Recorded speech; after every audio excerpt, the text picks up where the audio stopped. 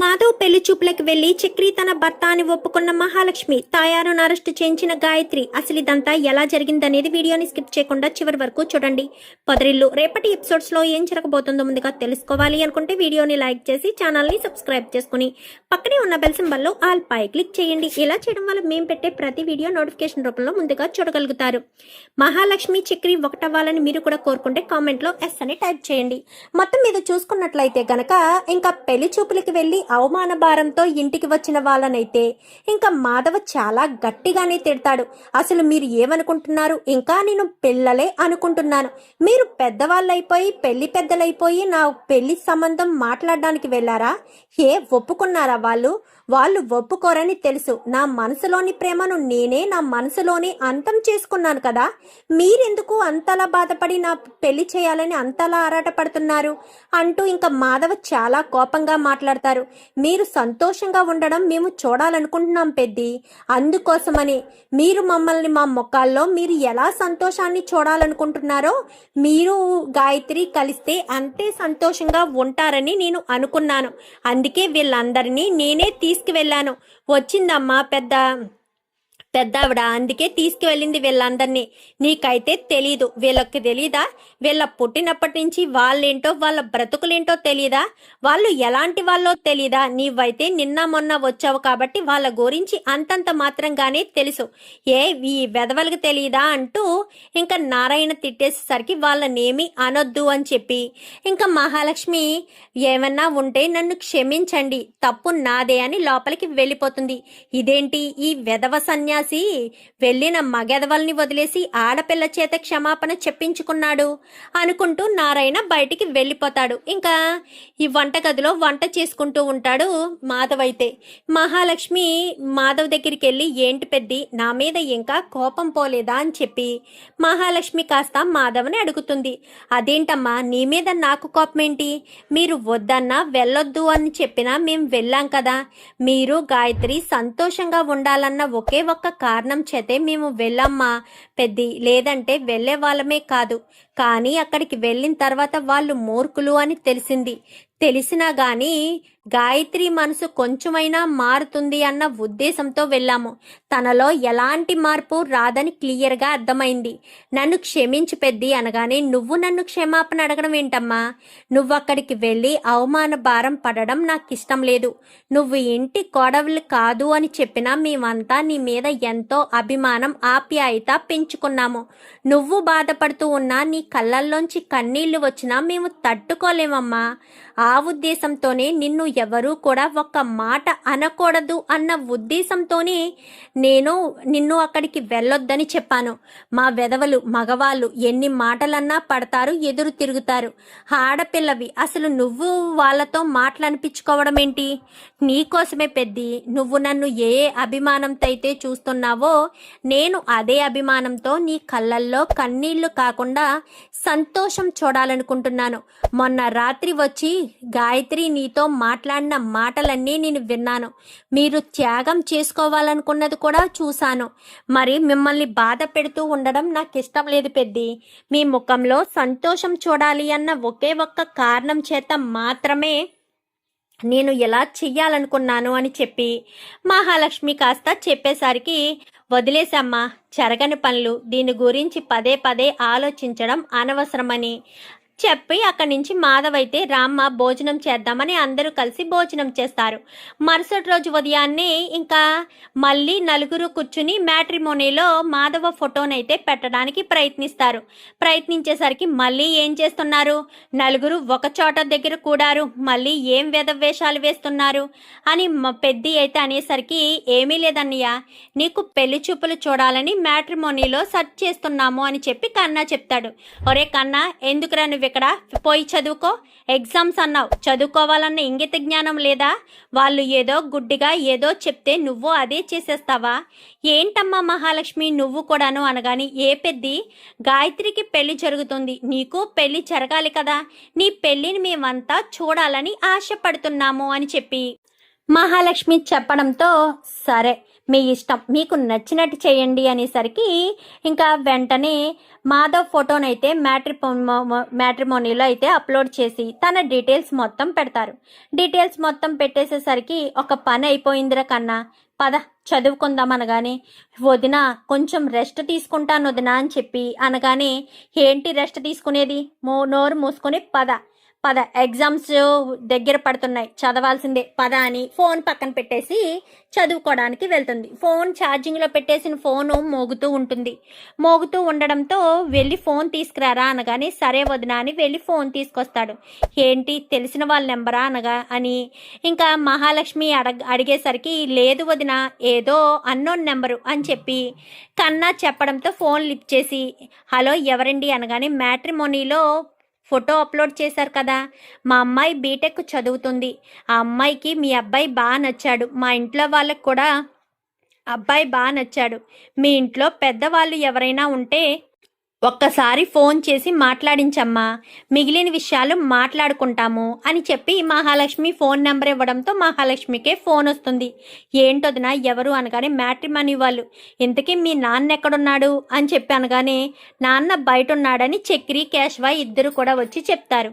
పదండి వెళ్దామని బయటకు వస్తారు. బయటికి వచ్చేసరికి, ఏంటి అందరూ కట్టగట్టుకుని వచ్చారు, నాతో ఏదైనా పనుందా? అవును మీతోనే పనుంది, పెద్దికి పెళ్లి చేద్దామని మేము నిర్ణయం తీసుకున్నాము, మ్యాట్రిమోనీలో అప్లోడ్ చేశాము, ఆయన ఫోన్ చేశారు, పెళ్లి కూతురు తండ్రి మీతో మాట్లాడాలి అంటున్నారు అని చెప్పి మహాలక్ష్మి నారాయణతో చెప్తుంది. నేనేం మాట్లాడను, నాకేం తెలీదు అని చెప్పనగానే, ఎందుకు మాట్లాడరు, పెద్ది పెళ్లి చేసుకుని సంతోషంగా ఉండడం మీకు ఇష్టం లేదా, పెద్ది ముఖంలో సంతోషం మీకు నచ్చడం లేదా, జీవితాంతకాలం పెద్ది ఒంటరిగానే ఉండిపోవాలి అని మీరు కోరుకుంటున్నారా ఏంటి, పెద్ది సంతోషాన్ని కూడా మీరు కోరుకోవాలి కదా, మీరు అలా కోరుకోవడం మానేసి కేవలం మీకే వంటలు చేసుకుంటూ తన జీవితాన్ని మొత్తం వెళ్ళగొట్టాలి అంటే తన జీవితాన్ని మీకే అంకితం చేయాలి అన్న ఉద్దేశంతో మీరు ఉన్నారా, తండ్రిగా మీకు ఆ మాత్రం బాధ్యత లేదా అంటూ దొలపడం మొదలు పెట్టేస్తుంది.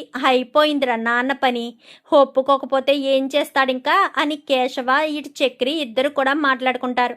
చాలు ఆపు, ఇప్పుడు ఏం చేయాలి, ఎలా మాట్లాడాలి అని చెప్పి అనగానే, ఎలా మాట్లాడతారు, ఫోన్ చేసి మాట్లాడండి అని చెప్పనేసరికి, ఫోన్ చేసి మాట్లాడాలా, ఫోన్ చేసి ఆగండి ఎలా మాట్లాడతారు, ఏముంది, మా అబ్బాయికి మీ అమ్మాయి నచ్చిందని చెప్పారంట కదా, ఎప్పుడు రమ్మంటారు అని మాట్లాడతాను అని గట్టిగా గసిరినట్టు మాట్లాడతాడు. ఏంటి ఇలా మాట్లాడతారా, ఇలా ఎలా మాట్లాడాలి, కొంచెం నెమ్మదిగా చాలా సాధువుగా మాట్లాడాలి, ఒరే కన్నా ఇలా రారా అని చెప్పి కుర్చీ వేసి కూర్చోబెట్టి ఇతనే పెళ్లి కూతురు తండ్రి అనుకుని అతనితో ఫోన్లో మాట్లాడుతున్నట్టు మాట్లాడండి, వీడా అని చెప్పి అనేసరికి, అనుకోమని చెప్పాను కన్నా అని చెప్పలేదు కదా నేను, మీరు ఫోన్ మాట్లాడుతున్నట్టు మాట్లాడండి అని చెప్పనేసరికి, సరే చెయ్యకపోతేనే చస్తానేమో అనుకుంటూ ఫోన్ చెవు దగ్గర కాస్త ఫోన్ పెట్టుకుని హలో అని చెప్పి కోపంగా అంటాడు. హలో కాదు హలో అనాలి, చాలా పొలైట్గా చాలా నెమ్మదిగా మాట్లాడాలి, అప్పుడే అది అవతల వ్యక్తికి స్పష్టంగా అర్థమవుతుంది, బాగా అర్థం చేసుకుంటారనేసరికి హలో అని చెప్పనగానే, అవును ఇదే టోన్లో మాట్లాడండి, హలో అని చెప్పనగానే, హలో ఎవరు అని చెప్పి ఇంకా ఇటు కన్నా అంటాడు, నేను మాధవ వాళ్ళ నాన్నని అని చెప్పనగానే, అవునా చెప్పండి, మా అబ్బాయి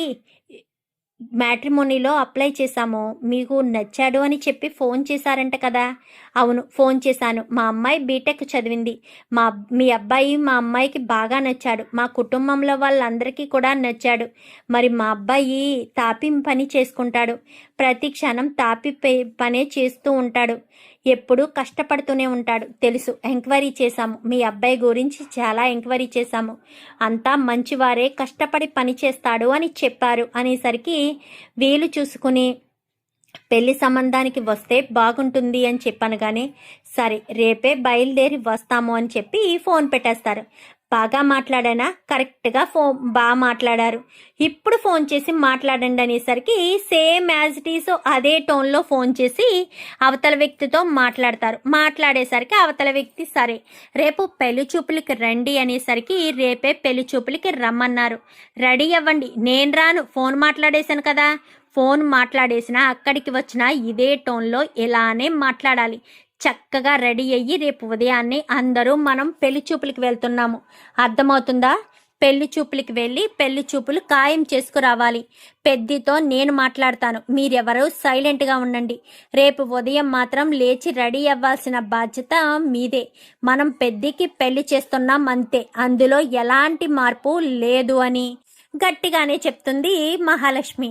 అమ్మో, ఈ పిల్లతో చాలా జాగ్రత్తగా ఉండాలిరా, ఎక్కడ దొరికిందిరా బాబు అంటూ చక్రి వంక చూసేసరికి అలాగుంటేనే కదా ఇంట్లో వాళ్ళంతా ఒక దారికొస్తారు అని చక్రి లోపలికి వెళ్ళిపోతాడు. సాయంత్రం పెద్ది వస్తాడు. పెద్ది, ఒక విషయం, రేపు ఉదయాన్నే నువ్వు బయలుదేరాలి.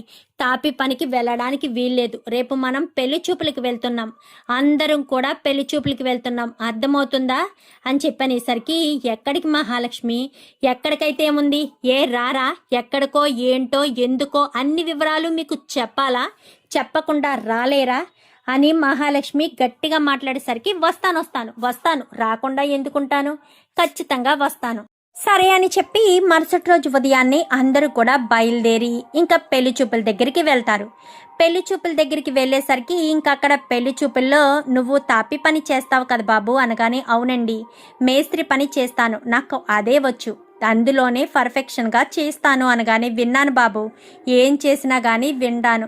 మా పెద్ది చాలా గొప్పవాడు, చాలా మంచివాడు. మీరు మీ అమ్మాయిని మా ఇంటికి పంపించినా మీ అమ్మాయి కష్టపడవలసిన లేదు. మా పెద్దియే మీ అమ్మాయిని జాగ్రత్తగా చూసుకుంటారు. మా ఇంట్లో వాళ్ళంతా కూడా చాలా జాగ్రత్తగా చూసుకుంటారు అంటూ ఇంకా పెద్ది గురించి చాలా గొప్పగా చెప్తూ ఉంటుంది. ఈలోపు నారాయణ మాట్లాడతాడు. నారాయణ మాట్లాడి, నా కొడుకులు చాలా మంచివాళ్ళు, మీరు ఎవరెవరో ఏయో మాటలు వింటారు. ఆస్తి పంపకాల విషయంలోనే నా చెల్లెలు మా మీద కక్ష కట్టడం వల్ల ఊరంతా అలా స్ప్రెడ్ చేసి ఆస్తి పంచుకోవడానికి చూస్తుంది. వాళ్ళ ఆస్తులు వాళ్ళు ఖర్చు పెట్టుకుని నాకు నా కొడుకులకి ఉన్న ఆ ఇంటిని స్వాధీనం చేసుకోవాలని చూస్తుంది. ఎట్టి పరిస్థితుల్లో ఆస్తి మాకే అవుతుంది అని చెప్పి ఇంకా అన్నీ చెప్తాడు. చెప్పిన తర్వాత, అవును, మా పెద్ది చాలా మంచివాడు, కన్న, కేశవ, చక్రి అందరూ కూడా చాలా మంచివారు అని చెప్పి ఇంకా మహాలక్ష్మి చెప్తూ ఉండగానే, ఇంతకీ ఈ అమ్మాయి ఎవరండి నారాయణ గారు అనేసరికి, మా కోడలు అంటుంది. మీ కోడలా? మీ కోడలేంటి అంటే, మీ పెద్దబ్బాయే మాధవ అని చెప్పారు, మరి తను మీ కోడలు ఎలా అవుతుంది అంటే, పెద్ద కొడుక్కి పెళ్లి చేయకుండానే రెండో కొడుక్కి పెళ్లి చేసేసారా అని చెప్పనేసరికి, అది అనగానే, చెప్పండి, పెద్ద కొడుక్కి పెళ్లి చేయకుండా రెండో కొడుక్కి పెళ్లి చేయడం ఏంటండి? ఏదైనా లోపం వల్ల చేయలేదా? ఆ విషయాన్ని దాచిపెట్టి ఇప్పుడు ఇలా చేస్తున్నారా ఏంటి? లేదండి, అదేం కాదు అని చెప్పాను. కానీ మరి అది కాకపోతే మీరు ఎలా పెళ్లి చేశారు? రెండో కొడుక్కి ఎందుకు పెళ్లి చేశారు, పెద్ద కొడుక్కి పెళ్లి చేయకుండాను? ఏంటి ప్రాబ్లం? అసలు ఏ ప్రాబ్లం మీద ఇలా చేయవలసిన పరిస్థితి వచ్చింది అంటూ మాట్లాడేసరికి, అది అంటూ ఇంకా నారాయణ తడబడుతూ ఉంటాడు. నేను చెప్తానండి, నేను చక్రి ప్రేమించుకోవడం వల్ల మా ఇంట్లో వాళ్ళు నాకు వేరే సంబంధం చూస్తున్నారు. నేను ఆ పెళ్లి నుంచి తప్పించుకోవడానికి వేరే ఆలోచన లేక చక్రిని పెళ్లి చేసుకుంటే సంతోషంగా ఉండొచ్చు కదా అని, నాకు వీళ్ళ కుటుంబం గురించి ఏమీ తెలీదు, చక్రి గురించి మాత్రమే తెలుసు. అయినా నేను చక్రిని పెళ్లి చేసుకున్నాను. చక్రిని పెళ్లి చేసుకునేసరికి ఇంట్లోకి వచ్చిన తర్వాతే నాకు అర్థమైంది, నా కుటుంబం నుంచి నేను దూరమైన ఈ ఇంట్లో, అందుకోసమనే మేము ఇంట్లో వాళ్ళని ఎదిరించి ప్రేమించి పెళ్లి చేసుకుని ఇంట్లో అడుగు పెట్టాను. చాలా సంతోషంగా ఉన్నాను. నేనెంత సంతోషంగా ఉన్నానో మీ అమ్మాయి కూడా అంతే సంతోషంగా ఉంటుంది అనేసరికి, చాలా చక్కగా చెప్పావమ్మా. ప్రేమించిన వ్యక్తిని పెళ్లి చేసుకోవడానికి ధైర్యం చూపించావు. అత్తవారింట్లో అడుగుపెట్టి మీకంటే పెద్దవాళ్ళైన వ్యక్తికి పెళ్లి చేయాలని, ఆ వ్యక్తి గొప్పతనం గురించి నువ్వు ఆ ఇంట్లో అడుగుపెట్టినది నెల రోజులైనా ఆ కుటుంబం గురించి నువ్వు గొప్పగా చెప్తున్నావు. 5 మగవాళ్ళున్న ఆ ఇంట్లో ఒక్క ఆడపిల్లవి ధైర్యంగా మాట్లాడగలుగుతున్నావంటే వాళ్ళు నిన్ను ఆ ఇంట్లో ఎలా చూసుకుంటున్నారో మేము అర్థం చేసుకోగలము. ఆ ఉద్దేశంతో మా అమ్మాయిని మాధవ్కి ఇచ్చి పెళ్లి చేయడానికి మాకు ఎలాంటి అభ్యంతరం లేదు. కేవలం నువ్వున్నావన్న ధైర్యంతోనేనమ్మా. నువ్వు ఇంత ధైర్యంగా మాట్లాడడం నాకు చాలా బాగా నచ్చింది అనేసరికి సరే అని ఇంకా వాళ్ళు పెళ్లి చూపులకు ఒప్పుకుంటా పెళ్ళికి అంటే ఎంగేజ్మెంట్ కానీ పలానా డేట్ ఫిక్స్ చేస్తారు. ఈ విషయం తెలుసుకున్న తాయారు ఇంకా వాళ్ళ ఆయనతో చెప్తుంది, ఏవండి వాడికి పెళ్లి సంబంధం కుదిరిందంట, ఆ ఇంట్లో ఒక ఆడపిల్ల అడుగు పెట్టబోతుందండి. ఇప్పటికే ఒక ఆడపిల్ల అడుగు పెట్టేసరికి మా అన్నకు కొమ్ములు మొలిచాయి. ఆ ఇంట్లో వాళ్ళంతా కూడా ఓ తెగ రెచ్చిపోయి మాట్లాడుతున్నారు, చూస్తున్నారు కదా. ఇప్పుడు కనుక వీడి సంబంధం కుదిరి వీడి పెళ్లి చేసుకుని సంతోషంగా ఉంటే అది చూస్తూ నేనెలా ఉండగలను? ఆ కుటుంబం నాకు అన్యాయం చేసింది, నాకు ఆస్తి ఇవ్వకుండా నన్ను మోసం చేసింది. ఆ కుటుంబం ఎప్పటికీ సంతోషంగా ఉండకూడదు. ఆ పెళ్లి ఎలా అయినా నేను చెడగొట్టేస్తాను. పెళ్లి చేసుకోవడానికి వీల్లేదు. వాళ్ళు ఎప్పటికీ ఆ జన్మ బ్రహ్మచారులుగానే ఆ ఇంట్లో పడి ఉండాలి. ఎప్పటికీ వాళ్ళు సంతోషంగా ఉండకూడదు. ఆ ఇంట్లో సంతోషాలు, చిరునవ్వులు, బోసి నవ్వులు వినిపించకూడదు అంటూ ఇంకా తాయారు కాస్త తన భర్త పురుషోత్తానికి చెప్తుంది. చెప్పేసేసరికి నీ ఇష్టం తాయారు, నువ్వు ఏం చేయాలనుకున్నా చెయ్యి. అమ్మాయి పెళ్లి వీలైనంత తొందరగా చేసి పంపించేయడం చాలా మంచిది. కావాలని వాళ్ళు పంతానికి చేస్తున్నట్టున్నారు. మనము కూడా పంతానికి చేసి ఇంట్లోంచి బయటికి పంపించేయాలి అమ్మాయిని అని చెప్పనేసరికి అవును నిజమే పంపించేయాలి అని ఇంకా ఇద్దరు కూడా మాట్లాడుకోవడం చాటుగా మహాలక్ష్మి వింటుంది. వినడంతో బావ పెళ్లి చెడగొట్టాలని వీళ్ళు చూస్తున్నారు. బావని నా నుంచి ఎలాగా దూరం చేశారు, బావ నాకు కాకుండా చేశారు. పోనీ మరొక అమ్మాయిని పెళ్లి చేసుకునైనా సరే బావ సంతోషంగా ఉంటే బాగున్ను అనుకుంటే ఇప్పుడు ఆ సంతోషం కూడా బావకు లేకుండా చెయ్యాలని వీళ్ళు చూస్తున్నారు. వీళ్ళింత దుర్మార్గంగా ఉండడం, ఇంత దారుణంగా ఉండడం నేను చూసి తట్టుకోలేకపోతున్నాను. ఛీ, వీళ్ళెంత దుర్మార్గులా, ఇంత దారుణంగా ప్రవర్తిస్తారా, ఈ రకంగా ఉంటారా, నేను ఎప్పటికీ సహించలేను అని ఇంకా అదంతా విన్న తర్వాత చాలా బాధపడుతుంది. నేను ఎలాగా బావకి దూరమయ్యాను, బావ సంతోషంగా ఉండాలి, బావ ముఖంలో సంతోషం ఉండాలి అన్న ఉద్దేశంతో ఇంకా చాలా హ్యాపీగా అంటే చాలా కంగారు పడిపోతూ బావను హ్యాపీగా ఉంచాలి అన్న ఉద్దేశంతో కరెక్ట్గా ఇంట్లో ఎవరూ లేని సమయంలో తాయారు మీద కంప్లైంట్ ఇవ్వాలి అని అనుకుంటుంది. ఎందుకంటే ఇక్కడ మాధవ పెళ్లి చెడగొట్టడమే కాదు, మాధవను ఏదో చెయ్యాలని కూడా వీళ్ళు ప్రయత్నిస్తారు. అందుకోసమనే కోపం వస్తుంది ఇక్కడ గాయత్రికి. లేదంటే పెళ్లి చెడగొట్టాలంటే గాయత్రికి అంత కోపం రాదు కదా. కావాలని పెళ్లి చెడగొట్టడంతో పాటు ఇలా చేయాలి అన్న ఉద్దేశం ఉంది కాబట్టి ఇంకా రమణయ్య పురుషోత్తం ఇద్దరు బయటికి వెళ్తారు. బయటికి వెళ్ళేసరికి తాయారొక్కతే ఉంటుంది. గదిలోని స్నానం చేసొచ్చి గదిలో బట్టలు మార్చుకుంటున్న సమయంలో గాయత్రి తన రూమ్లోంచి బయటకు వచ్చి తాయారు ఉన్న గదికి తలుపు గెడపెట్టి అక్కడి నుంచి కాస్త పరుగున బయలుదేరుతుంది. ఇంకా అలా బయలుదేరుతున్న గాయత్రి అయితే మహాలక్ష్మి చక్రి ఇద్దరు ఒకటవ్వాలని మీరు కూడా కోరుకుంటే కామెంట్లో ఎస్ అని టైప్ చేయండి. ఇంకా అలా గాయత్రి బయలుదేరి వెళ్తుంది కదా. వెళ్ళిన తర్వాత పరుగున పోలీస్ స్టేషన్కి వెళ్తుంది. ఏమ్మా అలా పరుగున వస్తున్నావు, ఏం జరిగింది? ఆవేశపడకమ్మా, కూర్చో, మంచినీళ్ళు తాగు, అసలు ఏం జరిగిందో చెప్పు. మీరు ఒక కంప్లైంట్ తీసుకోవాలి అనగానే ఆవేశపడకమ్మా, కంప్లైంట్ తీసుకుంటాను. నిన్ను ఎవరైనా తరుముతున్నారా? నీకు ప్రాణహాని ఉందా? ఎవరైనా నిన్ను ఏదైనా చేయాలనుకుంటున్నారా? వాళ్ళ నుంచి తప్పించుకుని వచ్చావా అనగానే కాదండి, కాదు, కంప్లైంట్ తీసుకోండి అనగానే రైటర్ ఒకసారి ఇలా రా అని చెప్పి ఇంకా కూర్చోబెట్టి మంచినీళ్ళు అయ్యి పట్టించిన తర్వాత ఇప్పుడు చెప్పమ్మా అసలు ఏం జరిగింది?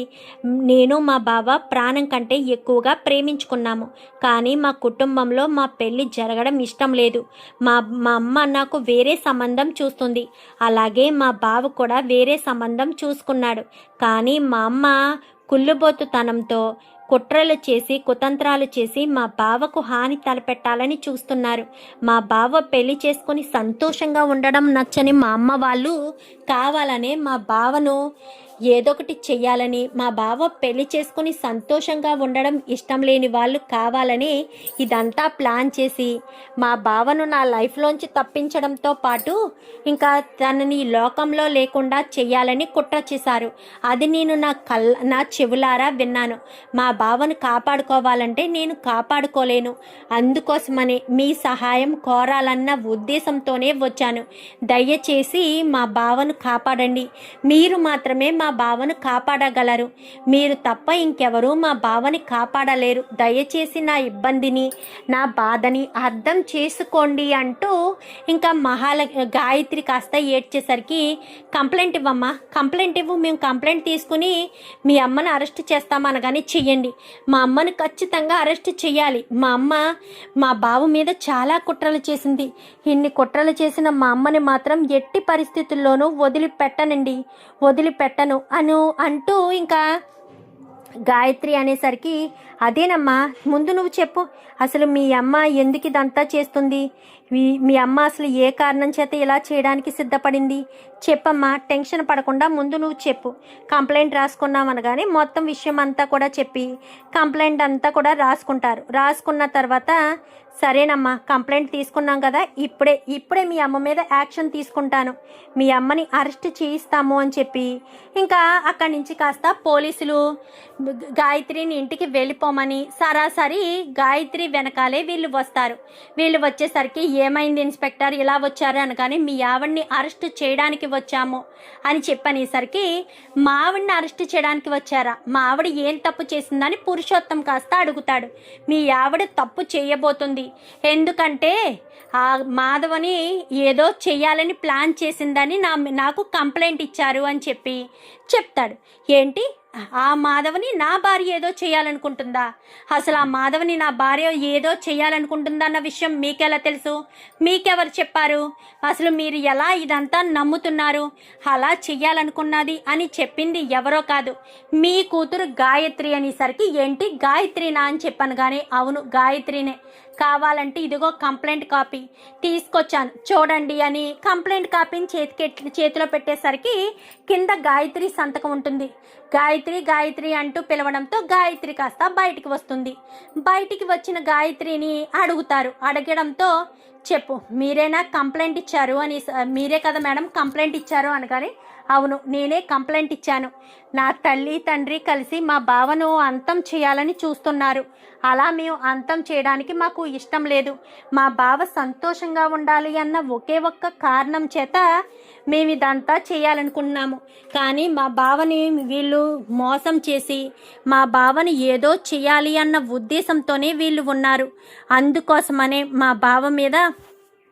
మా బావకు ఏమీ కాకూడదు అన్న ఉద్దేశంతోనే మేము కంప్లైంట్ ఇచ్చాను అని చెప్పనేసరికి, ఎంతకు తెగించావే అంటూ ఎత్తబోవడంతో, ఏంటి భార్యాభర్తలు ఇద్దరిని కూడా అరెస్ట్ చేసి తీసుకువెళ్ళాలా ఏంటి? తను కంప్లైంట్ ఇచ్చింది కేవలం వాళ్ళ అమ్మ మీద మాత్రమే, మీ మీద కంప్లైంట్ ఇవ్వలేదు. మీ మీద కూడా కంప్లైంట్ ఇవ్వాలి అని మీరు అనుకుంటున్నారా? అనుకుంటే మీ ఇష్టం, మీ మీద కూడా కంప్లైంట్ ఇస్తాము అని, కంప్లైంట్ తీసుకుని మిమ్మల్ని కూడా అరెస్ట్ చేసి తీసుకువెళ్తాము అని చెప్పి ఇన్స్పెక్టర్ అనడంతో, మీరు సైలెంట్గా ఊరుకోండి, వీళ్ళు నన్నేం చేస్తారు అని చెప్పనగానే వెంటనే పోలీసులకి సరెండర్ అవుతుంది. అయ్యేసరికి వాళ్ళు ఇలా వెళ్ళడంతో పురుషోత్తం గాయత్రిని కొట్టడానికి చెయ్యెత్తేసరికి గాయత్రి చేపట్టుకుని, ఏంటి కొడతారా, చంపేస్తారా, నన్ను ఎలా కూడా బ్రతకనివ్వరా? నేను ప్రేమించిన వ్యక్తిని ఇచ్చి నాకు పెళ్లి చేయరు, నేను ప్రశాంతంగా సంతోషంగా ఉంటే చూడని తల్లిదండ్రులు, మీరొక తల్లిదండ్రులు, ఆవిడొక తల్లి, మీరొక తండ్రి. కన్న కూతురు ఎక్కడ సంతోషంగా ఉంటుంది, ఎవరితో ఉంటే సంతోషంగా ఉంటుందని మీకు మాత్రం తెలీదు. మీరు మాత్రం ఎప్పటికీ అర్థం చేసుకోలేరు. ఎప్పటికీ కూడా నా బాధను, నా మనసులోని వేదనను మీకేమన్నా అర్థమవుతుందా? ఎప్పుడు కూడా మీ పంతాలు, మీ పగలు, మీ ప్రతీకారాలు ఇవి మాత్రం ఉంటే చాలు. ఇంకా మీకు ఏమీ అవసరం లేదు, ఏ గొడవ లేదు. మీరు మాత్రం సంతోషంగా ఉంటారు. అదే కదా మీకు కావాల్సింది. చాలా తప్పు చేస్తున్నారు నాన్న, చాలా పెద్ద తప్పు చేస్తున్నారు. మీ కూతురు సంతోషాన్ని కూడా మీరు ఆలోచించండి నాన్న. మీ కూతురి జీవితాన్ని కూడా మీరు గుర్తు పెట్టుకోండి నాన్న. ఎంతసేపు మీ పగలు పంతాలు చూసుకుని ఉంటే ఎలా కుదురుతుంది నాన్న? మా గురించి కూడా ఆలోచించాలి కదా.